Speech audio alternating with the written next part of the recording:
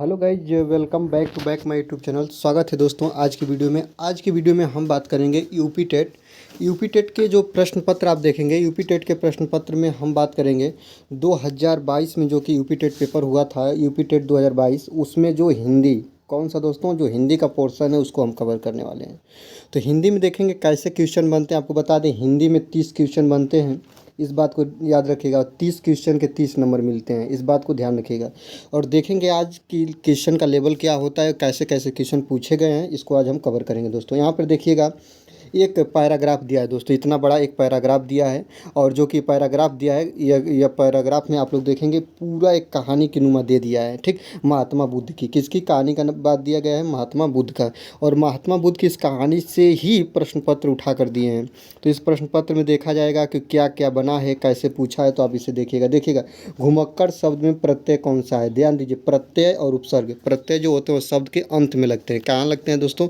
अंत में लगते हैं। जैसे देखिएगा, यहाँ पे घुमक्कड़ है, ठीक ना, घुमक्कड़। यहाँ पे याद रखिएगा, घूम में अक्कड़ प्रत्यय लगा है। कौन प्रत्यय लगा है? अक्कड़। तो ऑप्शन नंबर 1 आपका करेक्ट आंसर हो जाएगा। जो प्रत्यय होते हैं वो शब्द के बाद में लगते हैं। कहाँ लगते हैं? बाद में। और जो उपसर्ग होते हैं वो कहाँ लगते हैं? पहले लगते हैं। कहाँ पे लगते हैं? पहले लगते हैं। ठीक है, इस बात को ध्यान रखिएगा। तो घुमक्कड़ में कौन सा प्रत्यय होगा? अक्कड़ प्रत्यय। कैसे निकालते हैं? तो इस बात को निकालने के लिए सबसे पहले मूल शब्द को छाटिएगा। मूल शब्द क्या है? घूम है, और घूम में जुड़ा है क्या? अक्कड़। अब यहीं पे आप देख लीजिए, घूम में कड़ जुड़ा है, घूम तो ऐसा तो होगा नहीं। घूम में अड़ा जुड़ा है, ऐसा होगा नहीं। अड़ा नहीं होगा, अक्कड़ होगा। तो घूम में अक्कड़ प्रत्यय जुड़ा है, इसलिए घुमक्कड़ होगा। ऑप्शन नंबर 1 आपका करेक्ट हो जाएगा।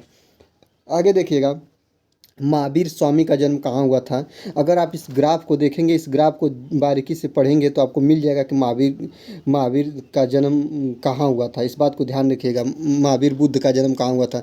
लेकिन आप लोग इस बात को भी ध्यान देंगे तो आपको खुद पता है कि महावीर स्वामी का जन्म जो हुआ था दोस्तों, वो वैशाली में हुआ था। ऑप्शन नंबर 4 आपका करेक्ट आंसर हो जाएगा।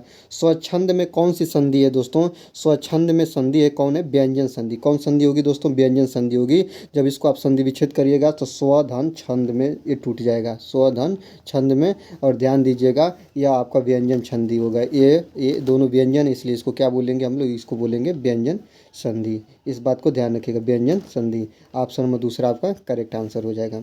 आगे देखिएगा, यहाँ पे आगे देखेंगे दोस्तों, यहाँ पे दिया है कि महात्मा बुद्ध ने जब बुद्धत्व प्राप्त किया तब उनकी अवस्था कितनी थी। तो इसी से आपको निकालना होगा कि महात्मा बुद्ध ने जब बुद्धत्व प्राप्त किया तो उनकी अवस्था कितनी थी। देखिएगा, यहाँ पे 35 वर्ष की आयु में उन्होंने बुद्धत्व प्राप्त किया। इसे निकालना होता है, टाइम लगता है, इसलिए आप लोग इसको जब बारीकी से एक बार पढ़ लेंगे तो आप जान जाएंगे। तो आपका ऑप्शन नंबर 4 करेक्ट आंसर हो जाएगा। 35 वर्ष की अवस्था में उन्होंने बुद्धत्व प्राप्त कर लिया।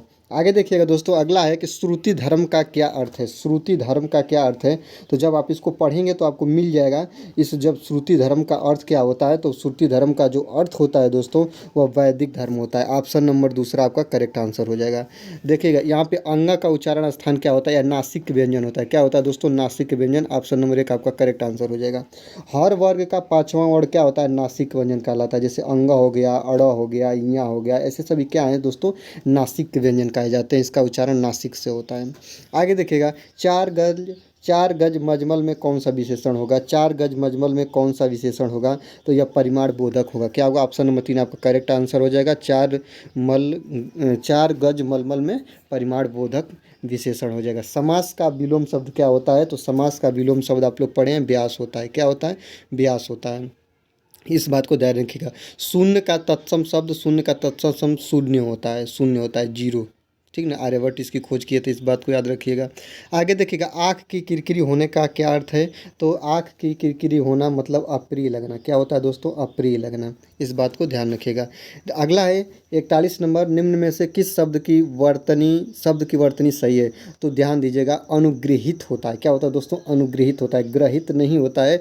जो ग्रह है आपका एक गलत हो जाएगा, ये भी गलत हो जाएगा, ये भी गलत हो जाएगा। अनुगृहित ये आपका शुद्ध शब्द है। यहाँ पे शुद्ध शब्द छाटना है, पैतृक। ऑप्शन नंबर 4 आपका पैतृक वाला ये शब्द आपका सही हो जाएगा। आगे देखिएगा दोस्तों, यहाँ पे दिया कि ध्वनि का उच्चारण स्थान क्या होता है? स ध्वनि का उच्चारण स्थान क्या होता है? ऑप्शन नंबर तीसरा तालु आपका सही हो जाएगा। ध्यान दीजिए, क वर्ग का कंठ से होता है, च वर्ग का तालु से होता है, ट वर्ग का मूर्धा से होता है, त वर्ग का दंत से होता है और प वर्ग का ओष्ठ से होता है। इसी प्रकार स जो है, स वर्ग, स ध्वनि का या वर्ण का या व्यंजन का उच्चारण स्थान क्या है दोस्तों? तालु है। ऑप्शन नंबर 3 करेक्ट आंसर हो जाएगा। अत्यंत शब्द में क्या उपसर्ग होगा जो आगे लगता हो? अति धन अंत। क्या होता है? अति धन अंत से मिलकर बना है, तो इसलिए अत्यंत, और इसमें उपसर्ग जो होता है वो पहले लगता है, तो अति आपका दूसरा करेक्ट आंसर हो जाएगा। अगला देखिएगा, उपत्यका का क्या अर्थ है? उपत्यका का अर्थ पूछा है दोस्तों। उपत्यका, उपत्यका का अर्थ है पर्वत की पास की भूमि। क्या होता है दोस्तों इसका? पर्वत की पास की भूमि को उपत्यका कहते हैं। ऑप्शन नंबर 2 आपका करेक्ट आंसर हो जाएगा। अगला देखेंगे, निम्नलिखित में से मौखिक अभिव्यक्ति क्या कहलाती है? मौखिक अभिव्यक्ति, मौखिक अभिव्यक्ति का मतलब होता है मुख से बोलकर किसी भी बातों को प्रत्यक्ष रूप से प्रमाणित करना या बताना, अपने विचारों को व्यक्त करना। मौखिक अभिव्यक्ति का मतलब होता है अपने बातों को मुंह से बोलकर व्यक्त करना। तो इसको किसके में रखेंगे? देखिए, शुद्ध वर्तनी का बात तो अलग है। श्रुतलेख मतलब जो लिख कर बताई जाए। सुलेख, श्रुतलेख का मतलब होता है कि सुनकर लिखना। सुलेख का मतलब होता है किसी भी बातों को देख कर लिखना, ठीक। लेकिन आशु भाषण जो होता है, आशु भाषण अपने मन की बातों को या तुरंत अपने मन में विचारों को दूसरे के तहत मुख से बोलकर बताना ही आशु भाषण कहलाता है। तो ऑप्शन नंबर दूसरा आपका करेक्ट आंसर हो जाएगा। हिंदी भाषा की बोलियां कितनी है दोस्तों? 18 हैं। हिंदी भाषा की बोलियां कितनी है? 18 हैं। सामाजिक शब्द में मूल शब्द क्या है? तो समाज में इक प्रत्यय जुड़ा है, तो सामाजिक बना है। ऑप्शन नंबर 1 आपका करेक्ट आंसर हो जाएगा। आगे देखिएगा, तद्भव पत्रिका के संपादक का नाम क्या है? तद्भव पत्रिका के संपादक का नाम है दोस्तों, आप लोग देखिएगा, अखिलेश। ऑप्शन नंबर दूसरा आपका करेक्ट आंसर हो जाएगा।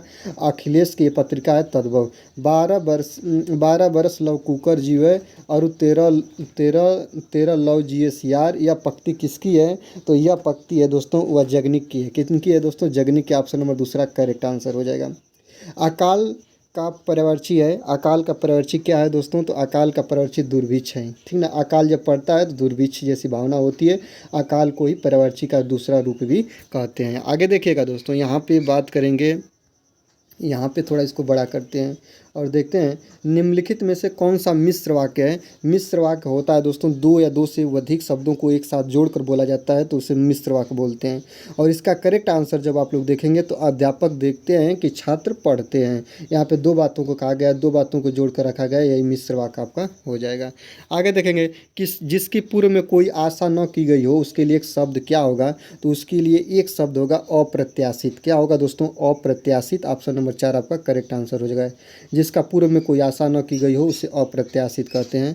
इस बात को ध्यान रखिएगा, ठीक ना। और एक प्रश्न ऐसा और भी बनता है कि जिसके आने की तिथि कोई निश्चित न हो उसको अतिथि बोलते हैं।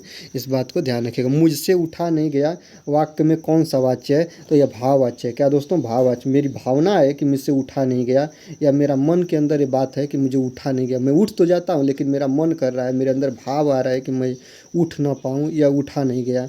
इसमें कौन सा वाक्य निकला है? जब इस वाक्य को पढ़ेंगे तो आपको यही मिलेगा। यह भाव कह रहा है, वो अपनी भावनाओं को व्यक्त कर रहा है कि मुझसे उठा नहीं गया। इस बात को ध्यान रखिएगा।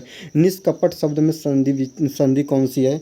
तो आप लोग जब देखिएगा तो इसका जो आपका करेक्ट आंसर हो जाएगा दोस्तों वह आपका निधन कपट हो जाएगा। ऑप्शन नंबर 1 आपका करेक्ट आंसर हो जाएगा। यहाँ पे भी आपका व्यंजन है, यहाँ भी व्यंजन है, तो इसलिए इसमें व्यंजन संधि भी पूछेगा तो आप बता देंगे। आगे देखिएगा, किस देश में हिंदी भाषा का प्रयोग किया जाता है? तो किस देश में हिंदी भाषा का प्रयोग किया जाता है? अपने भारत में भी किया जाता है। भारत ऑप्शन में है नहीं, लेकिन मॉरिशस एक ऐसा देश है कि जहाँ पे हिंदी भाषा का प्रयोग किया जाता है। वहाँ की भी भाषा हिंदी भाषा है। और ऐसे मॉरिशस हो गया, फिजी हो गया, सूरीनाम हो गया, म्यांमार हो गया, ये सभी जगह हिंदी का प्रयोग किया जाता है। इस बात को ध्यान रखेंगे। आगे देखिएगा, सूरसागर किस भाषा की रचना है? जो सूरसागर है दोस्तों वह किस भाषा में लिखी गई है? तो ब्रज भाषा में लिखी गई है। ऑप्शन नंबर 3 आपका करेक्ट आंसर हो जाएगा। सूरसागर जो है वह ब्रज भाषा में लिखित गई है। वीरों का कैसा हो बसंत किसका रचना है या किसकी लिखी हुई ये कविता है, ठीक ना। तो वीरों का कैसा हो बसंत, यह सुभद्रा कुमारी चौहान। यहाँ पे देखिए ऑप्शन नंबर 4 आपका करेक्ट आंसर हो जाएगा। सुभद्रा कुमारी चौहान की यह कविता है कि वीरों का कैसा हो बसंत। क्षेत्रीय क्षेत्रीय में कौन सा विशेषण है? आगे देखेंगे क्षेत्रीय में कौन सा विशेषण है दोस्तों, तो क्षेत्रीय में गुणवाचक विशेषण है। कौन सा है दोस्तों? गुणवाचक विशेषण है, याद रखिएगा। चौराहा शब्द में कौन सा समास है? चार राहों का समूह, अर्थात जिसमें संख्यावाची हो उसे बोलते हैं द्विगु समास।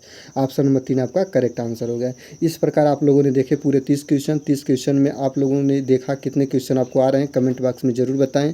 वीडियो अच्छी लगे तो लाइक करें, दोस्तों के साथ शेयर करें। चैनल पर नए हैं, चैनल को सब्सक्राइब करके बेल आइकन को प्रेस करें। मिलते हैं अगले वीडियो में, तब तक के लिए धन्यवाद।